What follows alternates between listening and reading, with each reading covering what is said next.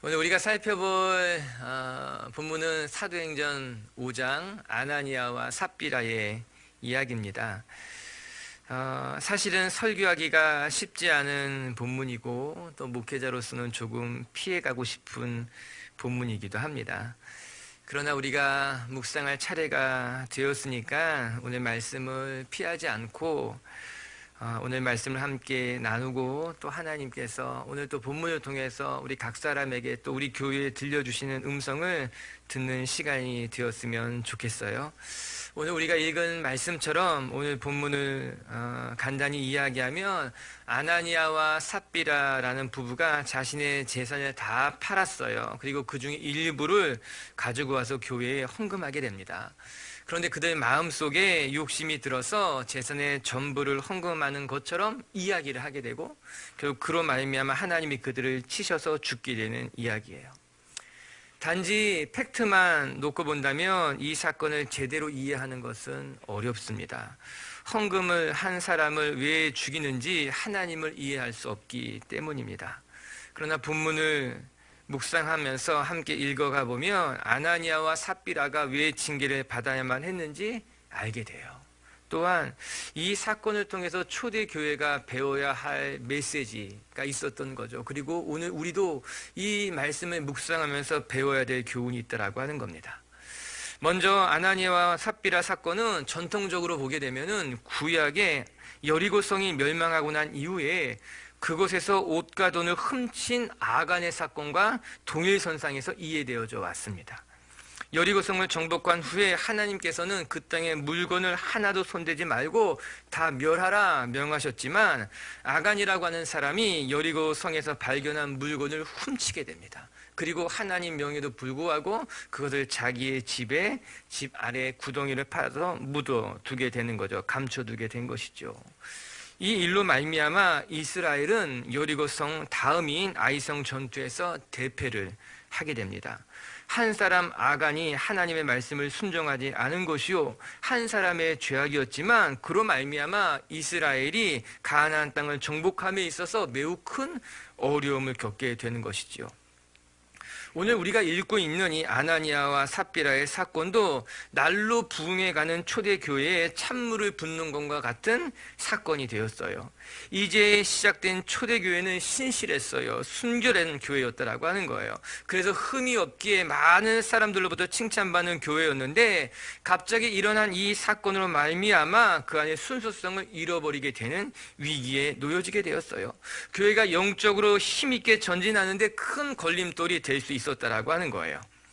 여러분, 우리가 알아야 할 것은 초대교회는 세상 사람들에게 칭찬을 받았고 날로 부흥해 갔지만 늘 좋은 일만 있었느냐, 행복한 일로만 가득했느냐, 그렇지 않았다라고 하는 거예요. 지난주에 살펴본 것 같이 초대교회는 핍박과 환란이 있었어요. 오늘 살펴보듯이 내부적으로는 어려운 일도 함께 공존했다라고 하는 거예요. 그러나 성경은 이것을 결코 숨기지 않고 우리들에게 다 보여주면서 초대교회가 겪었던 어려움을 이 시대 우리 교회도 겪을 수 있으며 또한 초대교회가 겪었던 그 어려움을 초대교회가 극복했던 같이 이 시대 우리도 극복하기를 원한다라고 하는 거예요.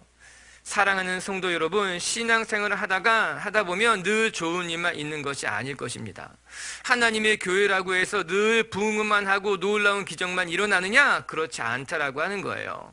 때로는 외부적인 위협도 있지만 또 때로는 내부적인 어려운 일로 말미암아 교회가 큰 곤란을 겪을 수 있다라고 하는 것이에요. 늘 그런 어려움과 싸워왔던 것이 교회고 하나님의 백성이라고 하는 거예요. 여러분들 축복합니다. 여러분의 삶에 어려운 일이 있어요. 외부적으로 내부적으로. 그러나 그 고난을 통해 어려운 일을 만나도 그럼에도 불구하고 하나님의 은혜를 경험하고 하나님의 은혜로 여러분의 삶을 이겨나갈 수 있는 분이 되기를 주님의 이름으로 축복합니다.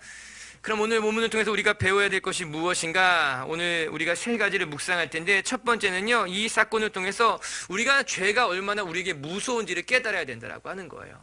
죄에 대한 중대함이 얼마나 큰지를 우리가 신앙생활하면서 기억해야 된다라고 하는 겁니다. 오늘 사건을 읽어보면 그 충격이 저는 큽니다. 자신의 재산을 팔아서 헌금했는데 전부를 하지 않은 일로 말미암아 하나님이 아나니아와 삽비라를 죽였다라고 하는 거예요. 이게 생각해보면 큰일이죠. 그런데 오늘 본문을 가만히 한번 들여다보면 정말 우리가 받아야 될 충격이 무엇인지를 생각해 봐야만 합니다. 하나님께 헌금하겠다고 했는데 그래도 재산을 다 팔았는데 그 중에 일부를 숨기고 마치 전 재산을 가져온 것처럼 그렇게 교회를 속이는 것이 충격적인 일인가? 아니면 이 정도의 거짓말로 말미암아 하나님께서 어떻게 이들을 죽일 수 있는가? 이것이 더 충격적인 일인가? 여러분 어떻게 생각합니까? 오늘 본문을 읽으면 우리는 당황스럽습니다. 그런데 그 당황스러운 이유가 무엇인지 한번 되짚어보자라고 하는 거예요. 저도 처음에 말씀을 읽어보면서 아나니아와 삭비라가 죽은 것이 너무나 충격적으로 다가왔어요. 아니 어떻게 거짓말을 한 것 때문에 하나님이 이렇게 이 사람을 무참하게 치실 수 있을까 생각한 거예요. 하지만 말씀을 묵상하면 묵상할수록 또 한편으로는 이런 생각이 드는 거예요. 아니 어떻게 아나니아와 삽비라는 사람이 이 사람은 은혜를 받은 사람이에요. 초대 교회에 하나님을 경험한 사람이에요. 아마 어쩌면 예루살렘 교회의 초대 멤버일 수도 있었다라고 하는 거예요. 이렇게 은혜를 충분히 받았던 사람임에도 불구하고 어떻게 하나님 앞에서 아무렇지도 않게 태연하게 거짓말을 할 수 있을까? 그것도 그 두 부부가 짜서 어떻게 이렇게 하나님 앞에 큰 거짓말을 아무렇지도 않게 할 수 있는 것일까? 이것 또한 충격적인 일일 수 있다라고 하는 것입니다. 여러분들은 어떻습니까? 우리 중에도 아마 두 가지 생각으로 나눠줄 수 있을 거예요. 하나님께 바치기로 한 것인데 왜 그 중에 일부를 숨기고 마치 전부를 드리는 것처럼 거짓말을 하느냐? 어떻게 사람이 믿는 이가 그렇게 행할 수 있느냐? 차라리 일부만 가지고 와도 괜찮았어요. 그냥 이것이 전부가 아니라 일부입니다라고 말해도 문제가 되지 않았다라고 하는 거예요. 그런데 어떻게 그것이 전부인 것처럼 하나님을 속이고 교회를 속이고 있을 수 있느냐? 이렇게 생각하는 사람도 있겠지요. 그러나 또 어떤 사람들은 아니 하나님 어떻게 처참하게 참남하게 거짓말을 했다고 해서 사람들을 그렇게 한 번에 죽일 수 있겠는가 그렇게 생각하는 사람도 있겠지요. 중요한 것은 오늘 이 사건을 성경은 어떻게 바라보고 있는가라고 하는 거예요. 저는 요즘 사람이 참 입장이 다 다를 수밖에 없구나 그런 생각을 많이 하게 됩니다. 똑같은 상황에 놓여도 사람마다 자기가 처한 입장에서 생각하게 되는 거예요. 그런 거 보면 조금 서글퍼지기도 하고 다른 사람의 입장에서 다시 한번 또 생각해 봐야 되겠구나, 더 잘 이해하려고 노력해야 되겠구나 그런 생각을 하게 돼요. 그런데 오늘 사건을 보면 하나님의 입장에서 한번 생각해 봐야 하지 않을까. 우리가 늘 아나니아와 삽비라의 입장에서 인간의 입장에서 이 본문을 들여다봤다면 아니 하나님의 관점에서 입장에서 오늘 본문을 들여다보면 어떤 것일까? 그들은요 하나님을 속이고 있었어요. 아닌 척 말하고 있었지만 하나님의 교회를 속이고 하나님의 교회를 어지럽히고 있었다라고 하는 겁니다. 오늘 본문의 말씀은 분명하게 이 사건이 사람을 속인 사건이 아니라 하나님을 속인 사건이요 성령을 속인 사건이라고 이야기하고 있습니다. 우리 3절의 말씀을 같이 한번 읽어볼까요? 시작. 베드로가 이르되 아나니아야 어찌하여 사단이 내 마음에 가득하여 내가 성령을 속이고 땅값 얼마를 감추었느냐. 성경은요 분명하게 이 사건이 성령을 속이는 일이라고 말씀하고 계십니다. 우리는 스스로 생각하기를 이게 왜 하나님을 속인 것입니까? 그냥 거짓말을 한 것도 베드로에게 한 것뿐입니다. 사람에게 한 일이지 하나님에게 한 일은 아니지 않습니까? 그렇게 생각할 수도 있고 말할 수도 있을 것이에요. 그러나 베드로는 성경은 분명하게 이야기하기를 이것은 사람을 속인 것이 아니라 하나님 앞에 지은 죄입니다. 성령님을 속인 것입니다. 이야기하고 있는 거예요. 그렇다면 누구의 말이 맞습니까? 우리가 생각하는 대로 사람에게 한 거짓말 뿐입니까? 아니면 성경에 기록된 대로 하나님을 속인 일입니까? 이는 재고의 여지가 없습니다. 성경은 분명하게 말하기를 이것은 하나님을 속인 일이고 성령님을 속인 죄라고 하는 거예요. 그게 성경이 우리에게 말씀해주고 있다라고 하는 것이죠. 어쩌면 아나니아와 삽비라는 하나님 앞에 드리는 헌금을 그냥 교회에 기부하는 것 정도로 착각하고 있는 줄도 모르겠더라고요.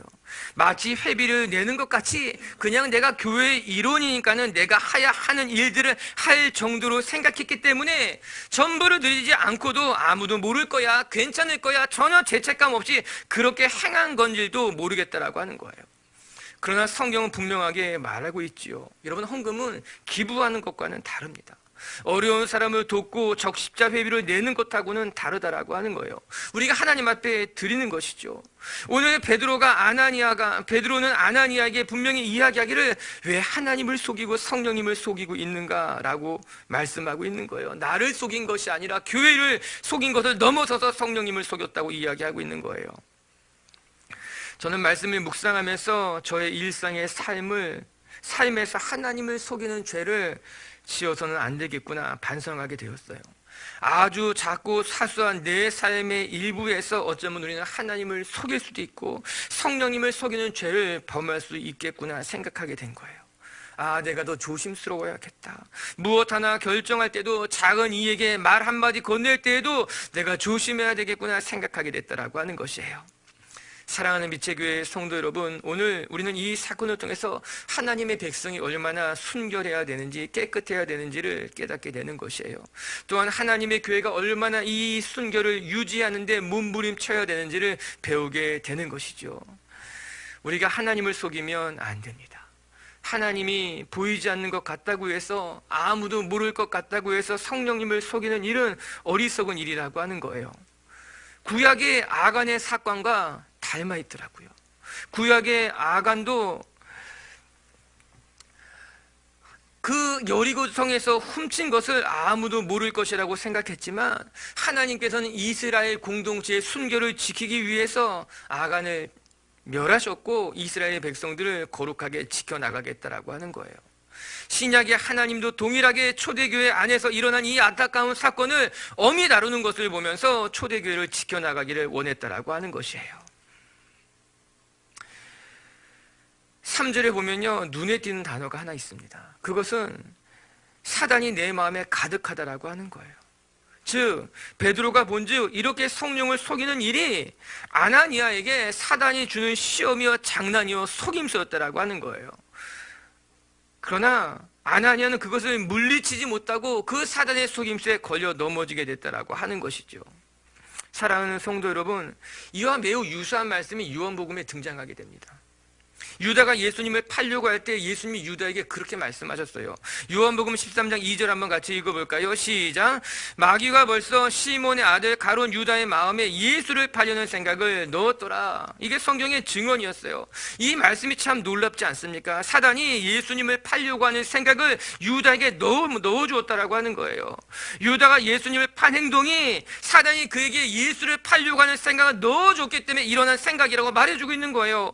우리는 눈에 보이는 것만 보는 것이 아니라 눈에 보이지 않는 그 다른 면도 볼 줄 알아야만 하는 것이죠. 그러니 하나님의 백성들이라면 마땅히 우리가 해야 될 삶의 모습이라고 하는 거예요. 보이는 것만 보는 것이 아니라, 보는 대로 보는 것이 아니라 그 뒤에 일어나는 보이지 않는 영적인 측면까지도 봐야 되는 거죠.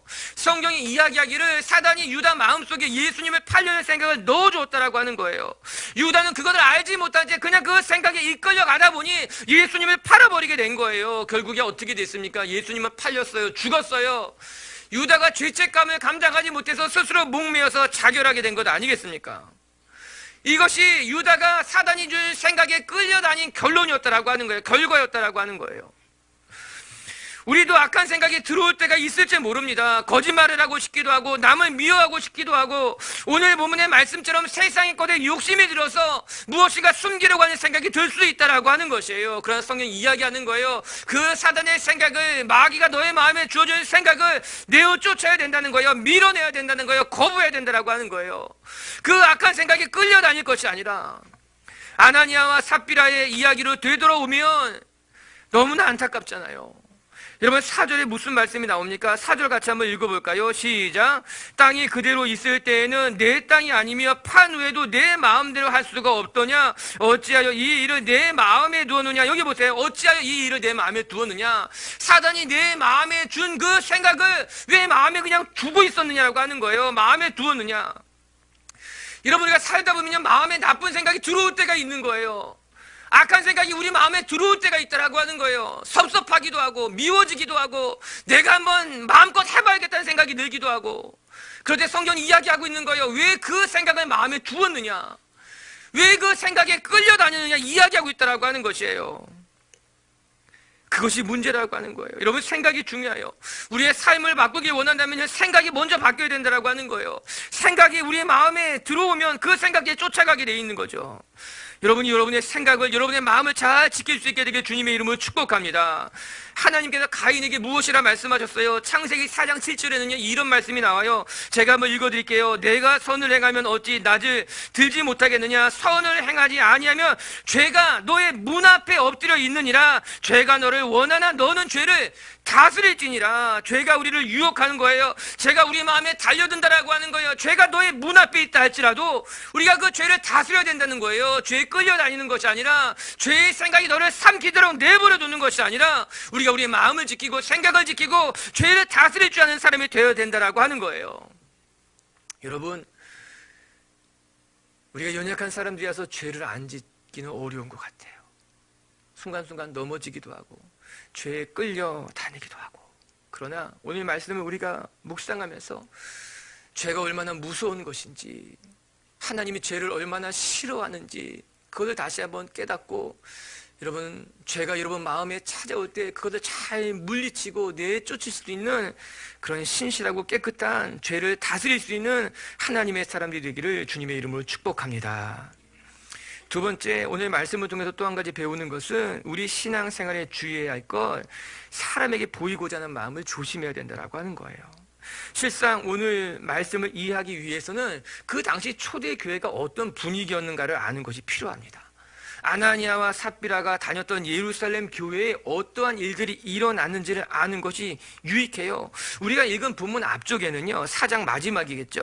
오늘 본문을 바르게 이해하기 위한 당시의 상황이 기록되어져 있습니다. 우리 사도행전 4장 36, 37절을 자막통에 같이 한번 읽어볼게요. 시작.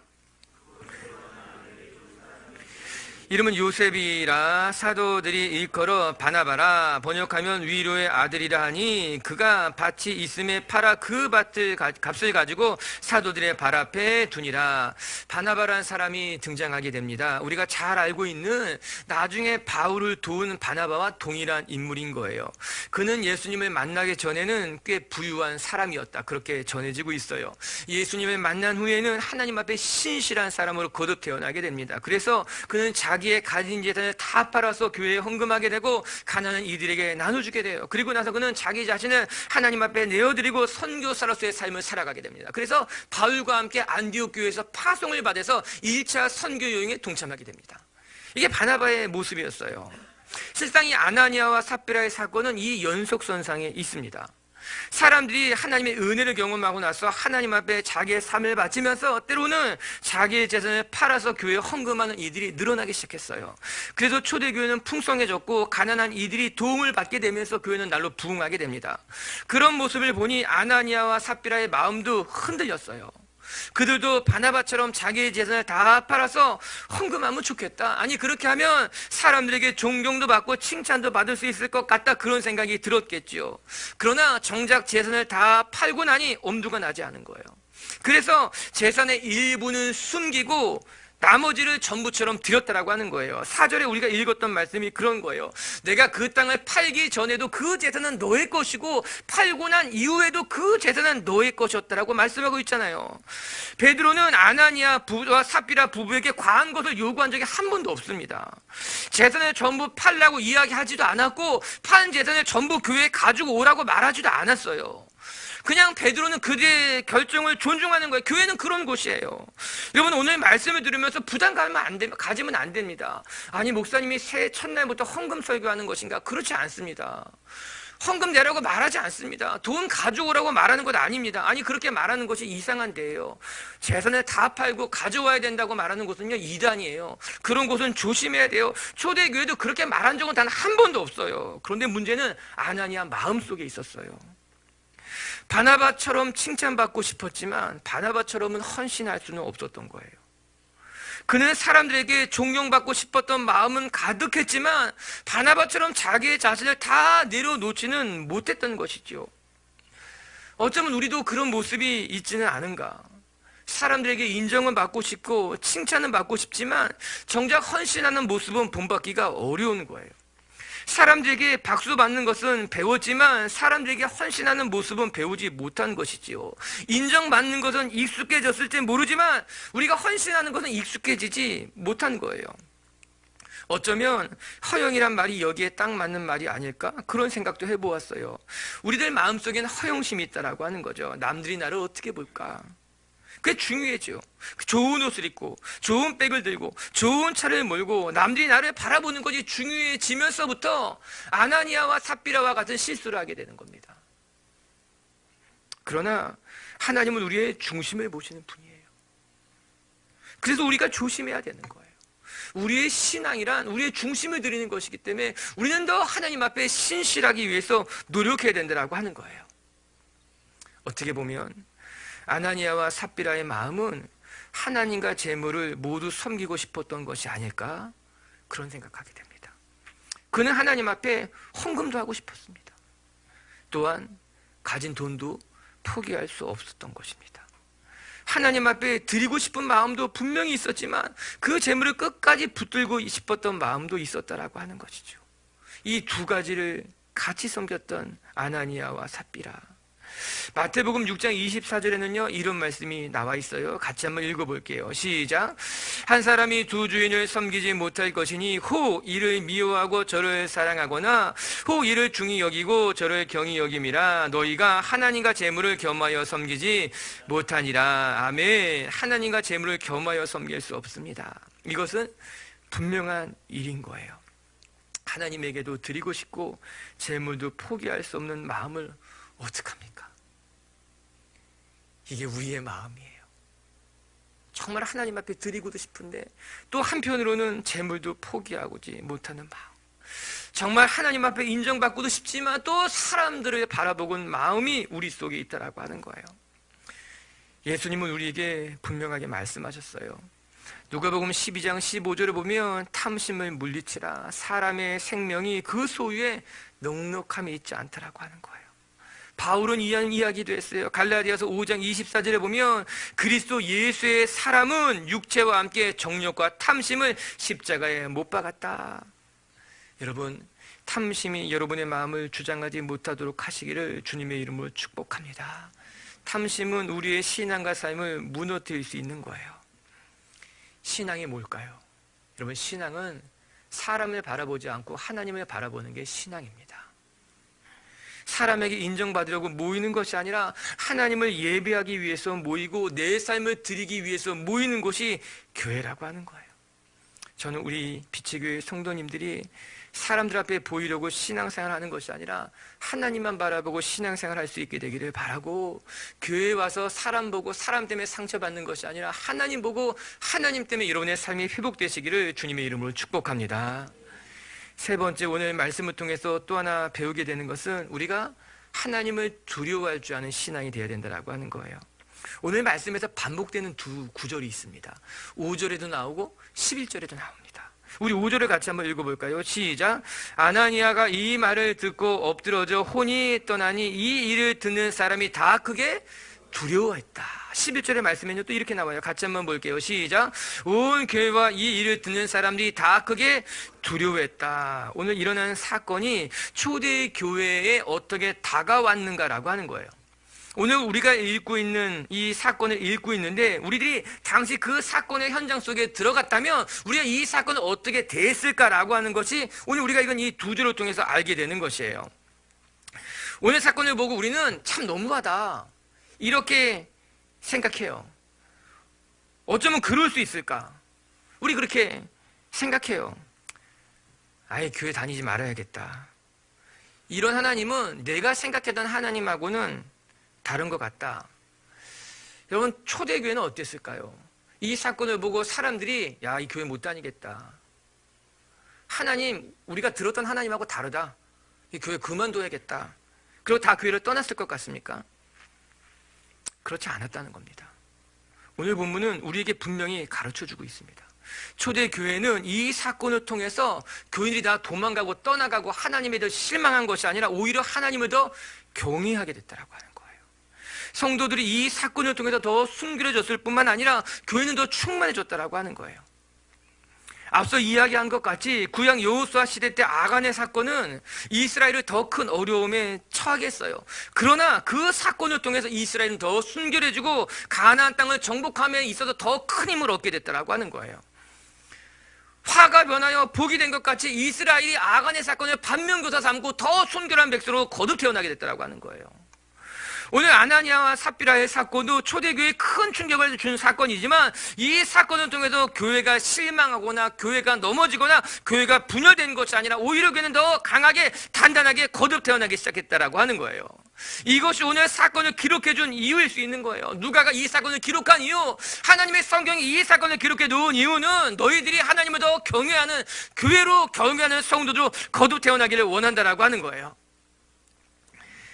우리 비추교회 성도 여러분들이 하나님을 경외할 수 있게 되기를 바랍니다. 우리가 살아가면서 매 순간순간마다 하나님은 눈에 보이지 않으니까 괜찮을 거야. 저는 오늘 말씀을 묵상하면서 크게 하나 달라진 것이, 전에는 아나니아와 삽비라를 어떻게 이렇게 할 수 있었을까, 그들에 대한 긍휼함이 있었지만 이제는 하나님이 지금 나를 용서해 주신 것이 감사하다. 그때 그 하나님이 동일한 하나님이실 텐데, 아나니아와 삽비라를 엄벌하시면서 순결을 말씀하셨던 그 하나님이 오늘 나를 용서하시고 나에게 또 한 번의 기회를 주시고 순결하게 살아갈 수 있는 마음을 주시는 것이 감사하다 생각하게 되는 거예요. 이런 생각도 해봐요. 아나니아가 거짓말을 하자고 했을 때 그의 아내 삽비라가 말렸다면 이 일이 이렇게 비참하게 끝나지는 않지 않았을 텐데, 두 사람 중에 한 명이라도 하나님을 경외했다면 이렇게 이 가정이 처참하게 무너지진 않았을 것인데, 여러분, 말리는 사람이 얼마나 중요한지 깨닫게 됩니다. 부부가 함께 신앙생활하는 것이 얼마나 중요한 것일까. 둘 중에 한 사람이라도 깨어 있어야지 참사가 안 일어나요. 부부싸움은 언제 일어나느냐? 같이 부딪히면 일어나는 거예요. 가정이 언제 무너지는가? 같이 부딪히면 같이 무너지는 거예요. 자녀와 부모 둘 중에 하나는 참아야 돼요. 자녀가 힘들어할 땐 부모가 참아야 되는 거예요. 부모가 힘들어지면 자녀가 참아야 되는 거예요. 이 둘 중에 하나가 깨어 있었다면, 이 안타까운 일을 말릴 만한 사람이 있었다면 괜찮았을 텐데, 문제는 둘 다 영적인 어둠 속에 빠져 있었다라고 하는 거예요. 아나니아도 삽비라도 어느 한 사람도 하나님을 두려워하지 않고 똑같았다라고 하는 거예요. 아, 이것이 안타깝구나.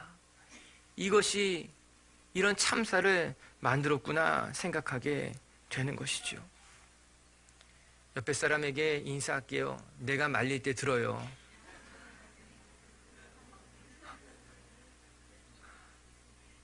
또 인사하세요. 내가 말렸잖아. 그래요. 말릴 때 들어야 돼요. 그게 은혜예요. 한 사람이라도 깨어있다는 것이 그게 또 축복이라고 하는 거예요. 우리에게 왜 공동체가 필요한가? 말릴 사람이 필요한 거예요. 저는 우리가 서로 중보해주고 기도해주면서 서로 말리고, 그래서 우리가 함께 우리의 신앙을 지키고 교회를 지키고 우리의 순수함을 잘 지켜나갈 수 있는 하나님의 사람들이 되시기를 주님의 이름으로 축복합니다. 말씀을 정리합시다. 오늘 아나니아와 삽비라의 사건, 우리가 참 이해하기 쉽지 않은 사건이지만 그것은 우리 속에 그들과 동일한 죄성이 있기 때문이라고 하는 거예요. 그러나 하나님이 오늘 우리에게 또 한 번의 기회를 주시면서 우리를 거룩의 자리로, 순결의 자리로 초대하고 계신 거예요. 전 우리 빛지교회 성도들이 오늘 사건을 반면교사 삼아 늘 깨끗하고 순결하게 여러분의 삶을 하나님 앞에 내어드리는 분들이 되기를 주님의 이름으로 축복합니다. 첫 번째, 우리가 짓는 죄가 얼마나 무서운 것인지를 기억하고 여러분 신앙생활을 늘 조심할 수 있는 하나님의 사람들 되기를 주님의 이름으로 축복합니다. 그리고 두 번째, 신앙생활은 사람을 보는 것이 아니라 하나님을 바라보는 거예요.